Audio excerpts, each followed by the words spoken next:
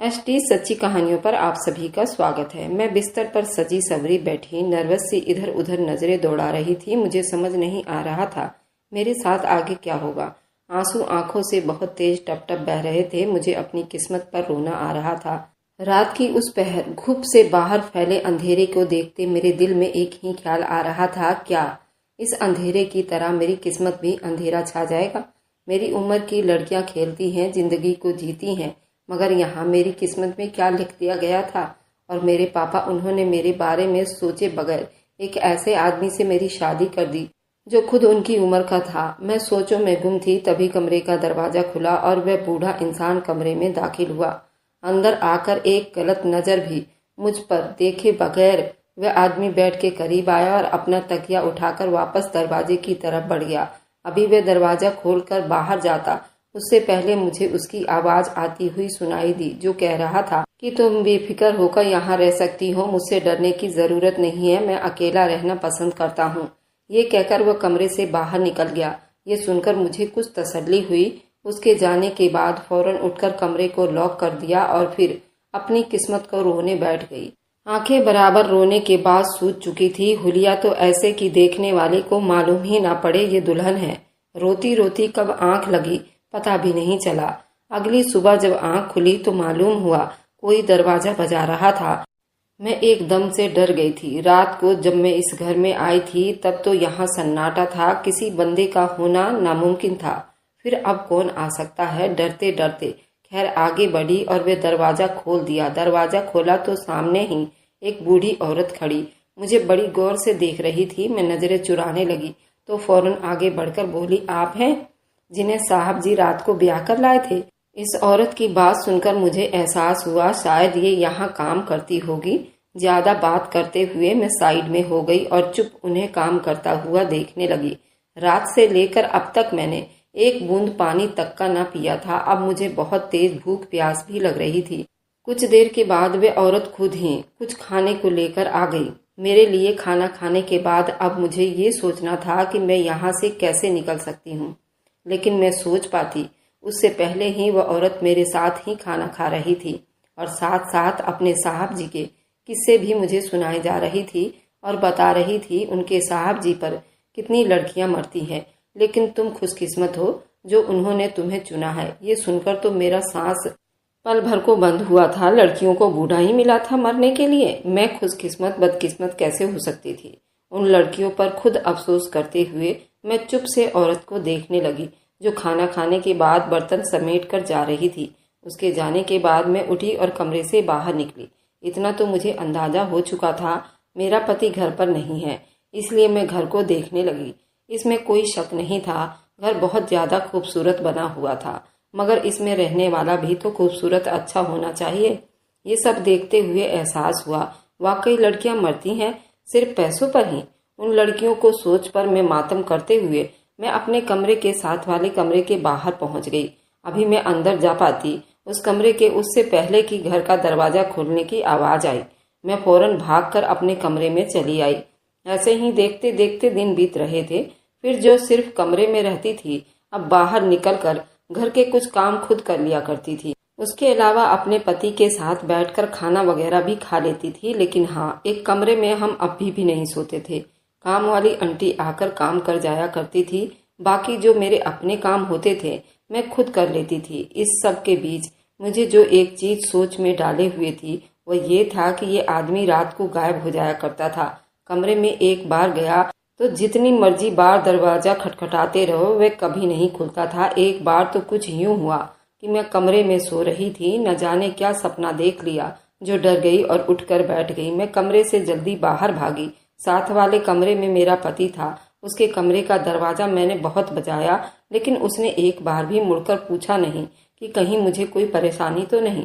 ये चीज मुझे शक में डाले हुए थी कि आखिर ऐसा क्या है। कुछ दिन बीते तो मैं टीवी आंगन में बैठे हुए देख रही थी। मेरा पति कमरे में जा चुका था। कुछ देर के बाद जब मैं कमरे में जाने लगी तो रास्ते से गुजरते हुए मुझे अपने पति के कमरे से किसी बारीक औरत की आवाज सुनाई दे रही थी, जैसे कोई लड़की होगी। ये सुनकर मुझे हैरानी हुई, लेकिन वह आवाज ज्यादा देर तक नहीं रही। मैंने बहुत कोशिश की कि सुन सकूं वह लड़की क्या कह रही है, मगर मैं सुन न सकी। आवाज बहुत धीमी हो गई। ये पल था जब मुझे लगा बस सब खत्म हो जाएगा। मेरे पापा ने मेरे लिए अच्छा फैसला नहीं किया। मैं जिस इंसान को अपनाने के बारे में सोच रही हूँ वह इंसान रातों को दूसरी औरतों को लाकर खुश होता है। मेरे दिल में अपने पति के लिए गलतफहमियां पैदा होना शुरू हो गई थी। काम वाली आंटी के साथ एक जवान खूबसूरत सी लड़की आई। मैं समझी शायद किसी काम से आई होगी, मगर बाद में मालूम हुआ कि यहाँ ऐसी लड़कियां आती जाती रहती हैं जिनको मेरे पति से स्पेशल मिलना होता है। ये बात मुझे कुछ हजम नहीं हो पा रही थी। ना ही इस आदमी के पास अच्छी नौकरी है और ना ही इतनी दौलत है और ना कोई बड़ा आदमी है जो लड़कियां उनका अप्रोच करती हों। फिर इन सब का यहाँ आने का क्या मकसद है? वक्त बीतने के साथ साथ ये रोज का मामला बन गया था। रोज कोई ना कोई लड़की आती और मेरी किस्मत पर नाच करती और चली जाती, लेकिन मेरा पति आज तक उनसे नहीं मिल पाता था। कभी कोई लड़की आंटी के साथ आती, लड़कियां कभी खुद ही दरवाजे तक पहुंच जाती, जबकि मेरे पति ने मुझे मना किया हुआ था सिर्फ काम वाली आंटी के अलावा घर का दरवाजा किसी के लिए नहीं खोलना।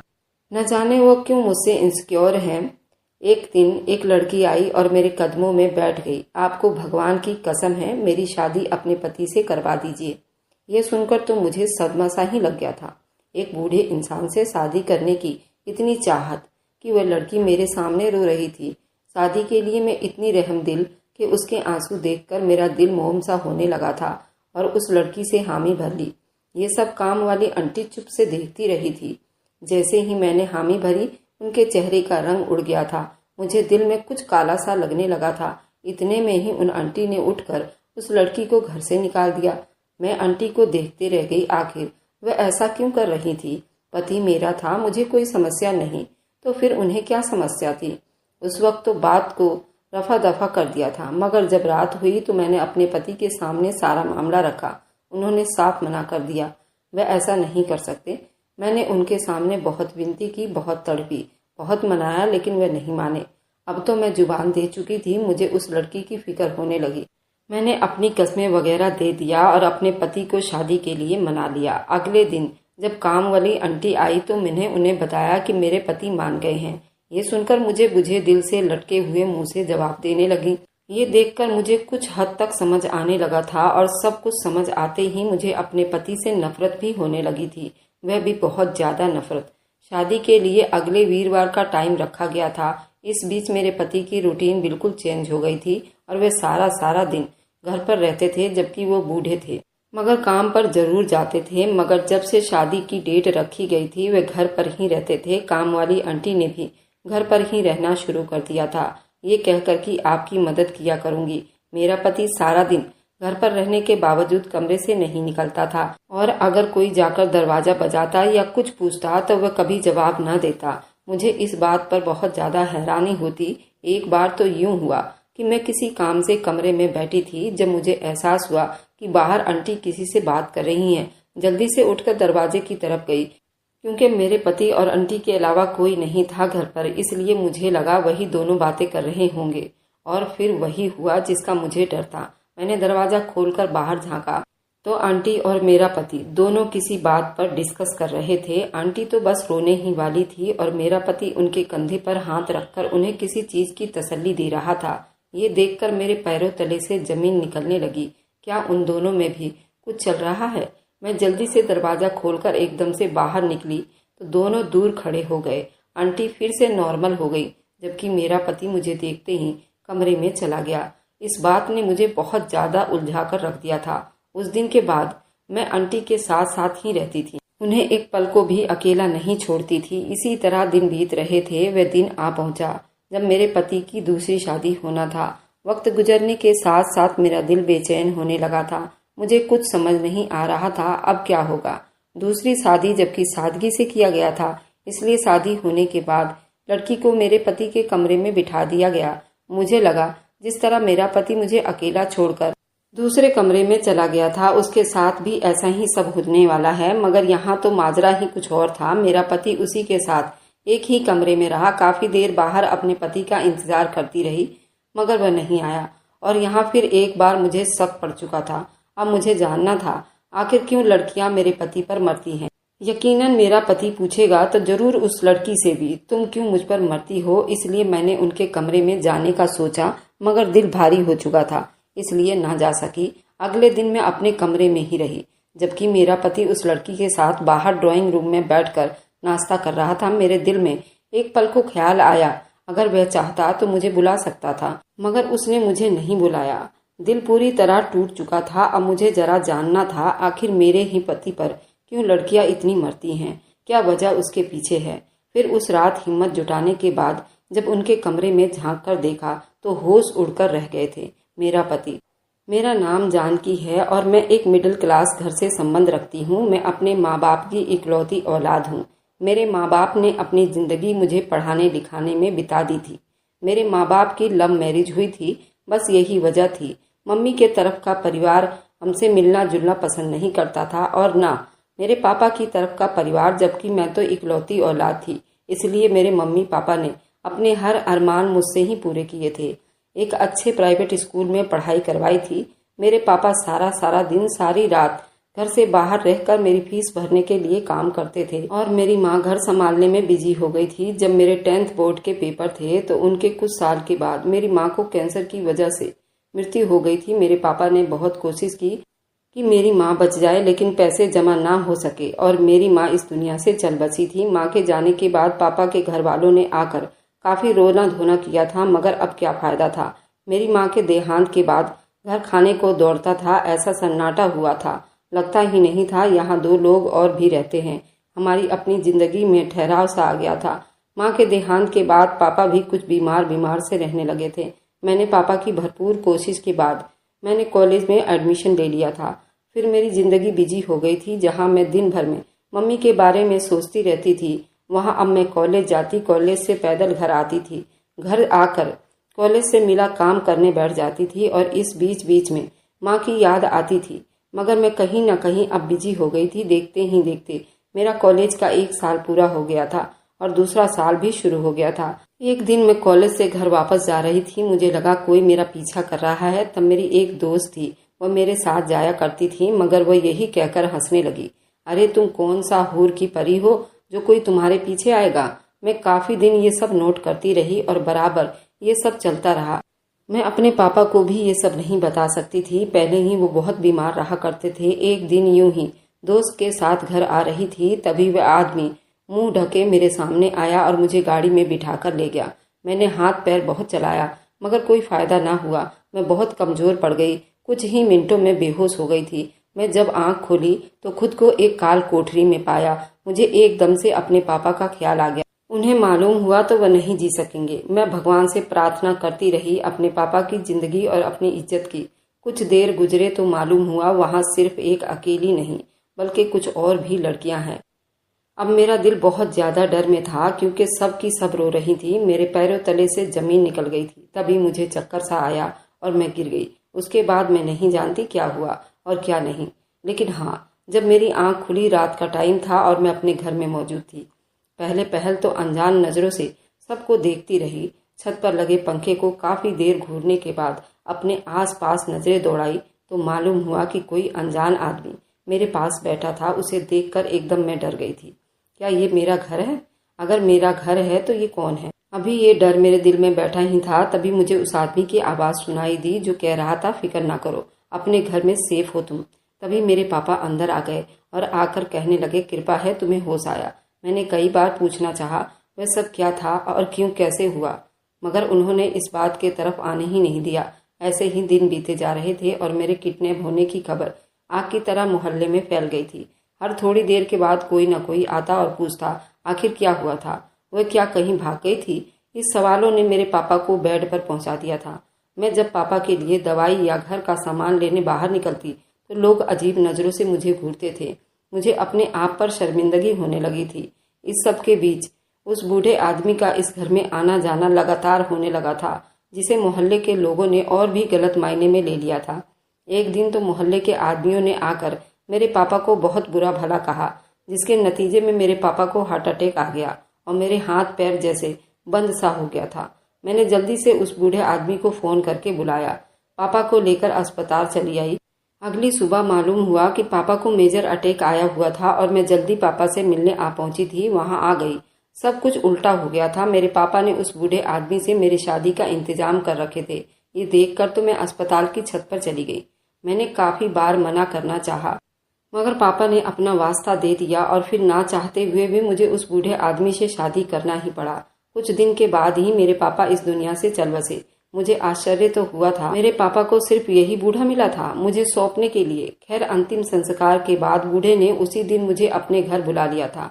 तब मुझे मालूम हुआ कि मेरे पति की उम्र क्या है। मेरा पति का उम्र तो 60 साल की थी और वो बूढ़ा इंसान था। शादी के रात उसने खुद ही अपना बिस्तर अलग कर लिया था। मैं बहुत खुश हुई थी, मगर मैं हैरान होती जब मेरे पति पर लड़कियां मरती। मुझे कहती, तुम बहुत खुश नसीब हो। मैं ये सुनकर बहुत हैरान हो जाती। एक दिन एक लड़की मेरे पति के पाँव में पड़ी और बोली, अगर आपने मुझसे शादी ना की तो मैं मर जाऊंगी। यूं मैंने अपने पति की शादी जबरदस्ती उस लड़की से करवा दी थी।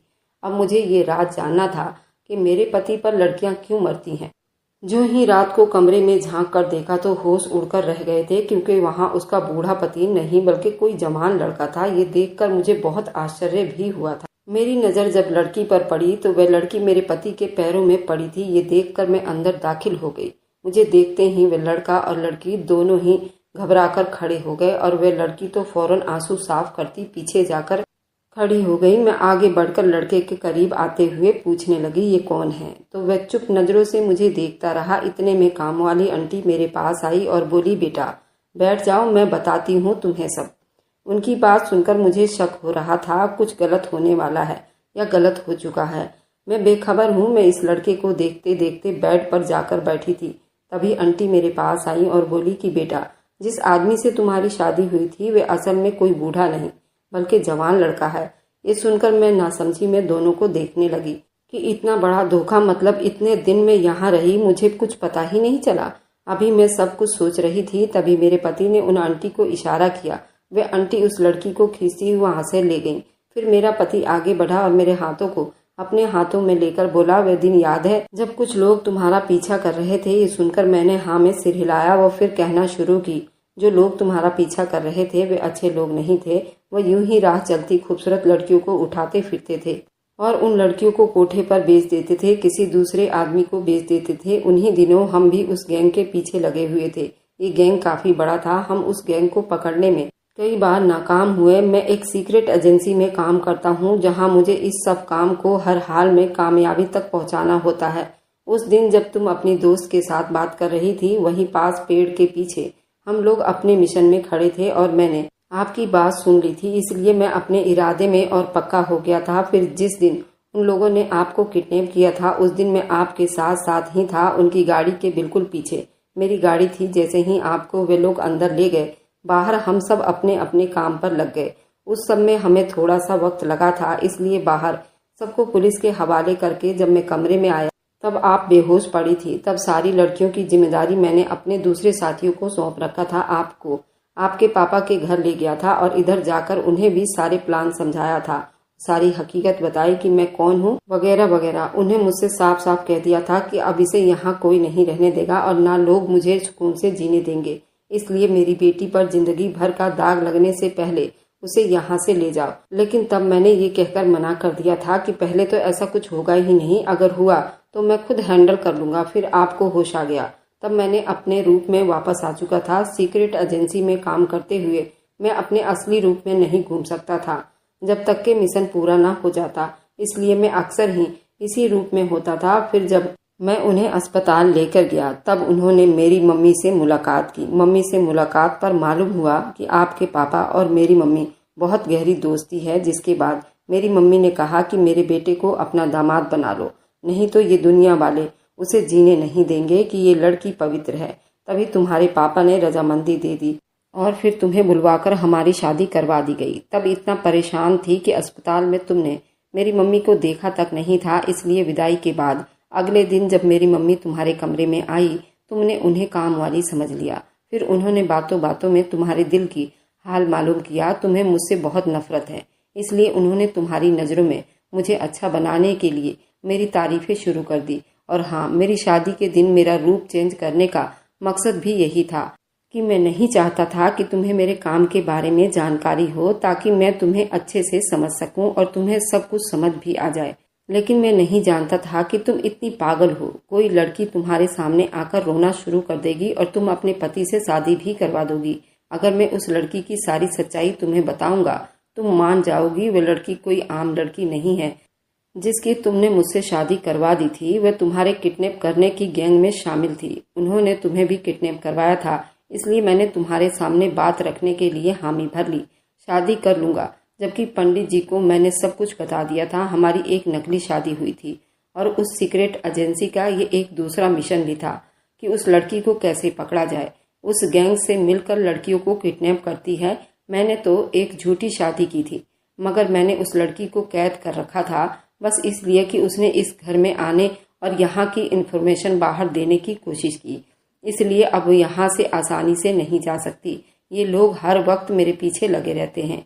इसलिए मैं मना करता था कि तुम कभी दरवाजा मत खोलना, बल्कि तुम्हारे शक की वजह से मुझे तो अपनी माँ को भी दूसरे घर में रखना पड़ा था।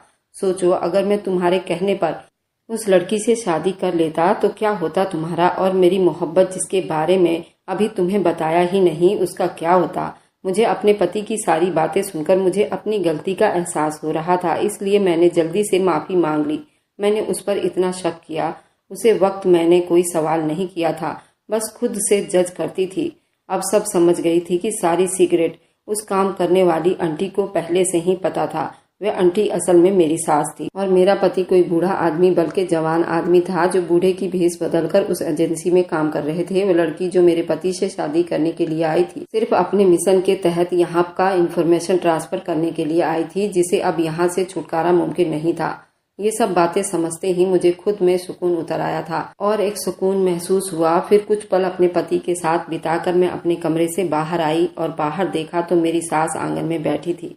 मैं जल्दी से उनके पास भागी, उन्हें गले लगाया। न जाने ये कैसा एहसास था। मेरी सास की आंखों से भी एकदम आंसू बहने लगे थे और मेरा पति दूर खड़ा होकर देखकर मुस्कुरा भी रहा था। कुछ देर के बाद मैं अपनी सास की बातों में मगन हो गई और मेरे पति उस लड़की का बंदोबस्त करने चले गए, क्योंकि अब वह लड़की इस घर में तो नहीं रह सकती थी।